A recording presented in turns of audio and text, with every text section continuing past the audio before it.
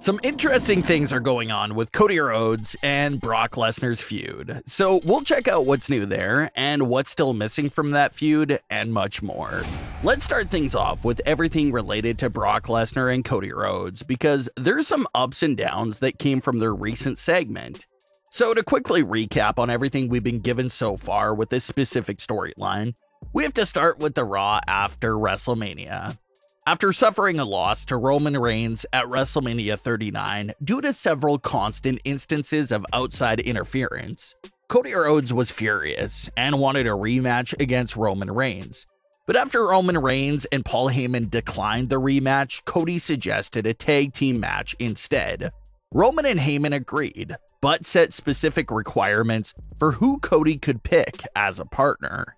They said it had to be someone who competed at WrestleMania, and someone that's okay with never getting another world title match opportunity, as long as Roman is still champion. Out came Brock Lesnar, who fit every single requirement that Roman Reigns and Paul Heyman set in place. He competed at WrestleMania and already had his last title match with Roman Reigns. So Brock Lesnar really had nothing to lose, so he accepted the role of being Cody Rhodes' partner. Then, as we saw later that night, it was a lie. There was no tag team match scheduled to take place. The moment was instead used in order to have Brock Lesnar turn heel on Cody Rhodes. Brock Lesnar gave Cody Rhodes a near 10-minute beatdown before finally walking up the ramp and flipping Cody Rhodes off to end Raw. Then the following week, we saw Cody Rhodes, who was still selling the effects of the beatdown, come out to the ring in his usual suit and give praise to Brock Lesnar's career accomplishments and everything that he's done. But he also spoke about all the issues he's had with the attack and challenged Brock Lesnar to a match at Backlash. So then you fast forward another week and that pretty much brings us up to current day, where Brock Lesnar was confirmed to appear on the April 17th edition of Raw.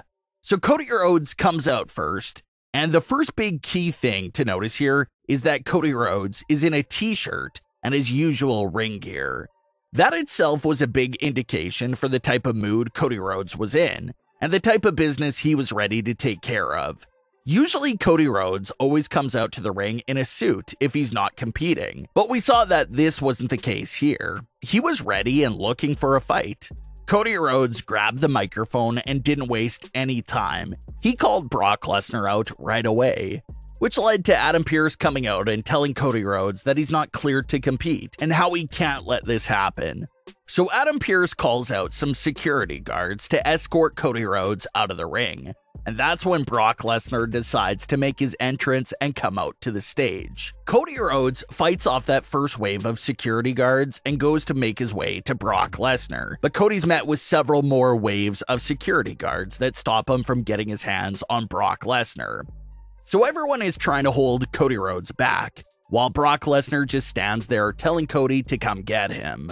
Brock then turns around and walks right back into the backstage area. Cody Rhodes ended up taking out dozens of security guards all by himself, and then jumped back on the mic to call Brock Lesnar a coward. And WWE would go on to announce moments later that the match is now official for Backlash. It will be, in fact, Cody Rhodes versus Brock Lesnar.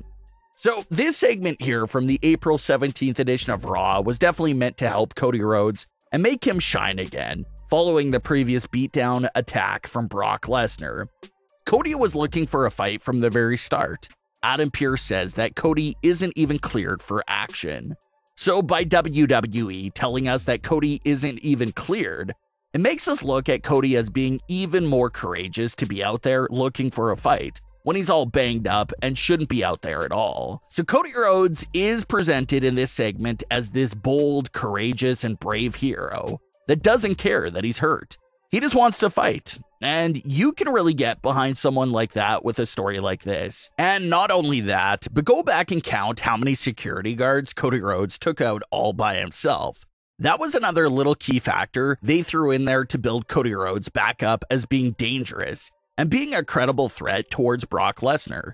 So all that is great. Cody Rhodes really came out of this segment looking like a star, but where this feud is absolutely falling apart is with the actual story. There's no story at all here that we know of as of this very moment. Just for comparison's sake, let's put Brock Lesnar and Trish Stratus's heel turns up against each other. There was weeks of build-up, teases, and hints that Trish Stratus wasn't really happy being by Becky and Lita's side. And then we get the big heel turn moment from Trish Stratus.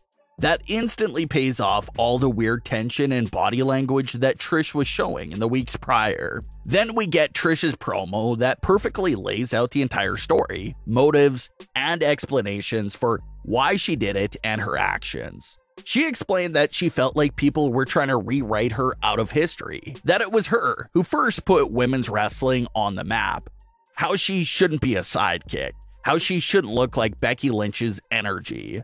Trish just provided so much story, details, and reasonings for us to put the pieces together and understand the heel turn, which is great, which is how it's supposed to be. But now, let's take a look at Brock Lesnar's heel turn. He agreed to be Cody Rhodes' tag team partner against his former longtime rival, Roman Reigns. But right before that match takes place, he turns on Cody Rhodes and beats him down for no reason at all that we know of. It's not like tension was building up to this moment for weeks. It was literally Cody and Brock's first ever night interacting with each other in years, so nothing was set in place there.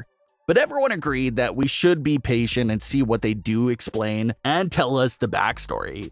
And later that week on Smackdown, Wade Barrett said that Brock Lesnar attacked Cody Rhodes because Brock was upset with his position on the Wrestlemania card and was angry that Cody was headlining the show while he was opening the show, which everyone agreed was a horribly weak storyline explanation for Brock Lesnar versus Cody Rhodes. And then it's announced that Brock Lesnar is returning to Raw. Everyone figured that maybe this is where we'll get the actual story and explanation from Brock himself. But like we just went over, Brock Lesnar's only role for the April 17th edition was to stand on the stage for 20 seconds before turning around and heading right back to the backstage area. That's it.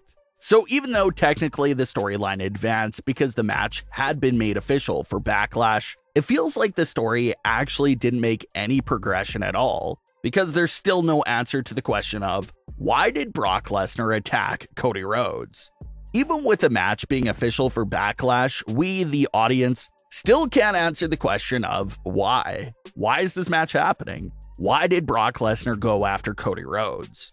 There's absolutely nothing there to pull from at all. So it's an interesting matchup, and it'll be great to see what the match turns out to be. But in terms of story development, the feud has absolutely no story to it as of this moment and feels like just a random pairing. So we'll have to see if we do get Brock's explanation down the road, because it's so strange that there's no story behind a match of this magnitude. But what are your thoughts on today's stories? Leave your comments below. Don't forget to subscribe with all notifications on, and leave a like if you enjoyed. Thanks for watching, guys.